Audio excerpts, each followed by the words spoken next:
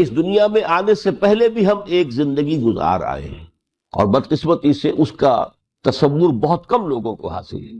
اور عہد حاضر کے جو ریشنلسٹ قسم کے عقلیت زدہ میں کہتا ہوں انہیں، یا عقلیت گزیدہ، عقلیت سے ڈسے ہوئے لوگ، وہ ان چیزوں سے اباع کرتے، دور بھاگتے۔ ہماری پہلی تخلیق ہوئی تھی عالم ارواح میں، الارواح جنود مجندہ، لشکروں کے لشکر تھے۔ آدم سے لے کر آخری انسان جو دنیا میں پیدا ہوگا قیامت تک، سب کی ارواح عالم ارواح میں پیدا کر دی گئی۔ وہاں عہد لیا گیا، الست بربکم قالوا بلی، کیا میں تمہارا رب نہیں ہوں، مالک نہیں ہوں؟ ہم سب نے عہد کیا تھا، کیوں نہیں؟ شہید نا، ہم گواہ، یہ عہد الست۔ اور ظاہر بات ہے کہ عہد جو ہوتا ہے، جب تک انسان کو اپنی ذات کا شعور نہ ہو، خود شعوری نہ ہو۔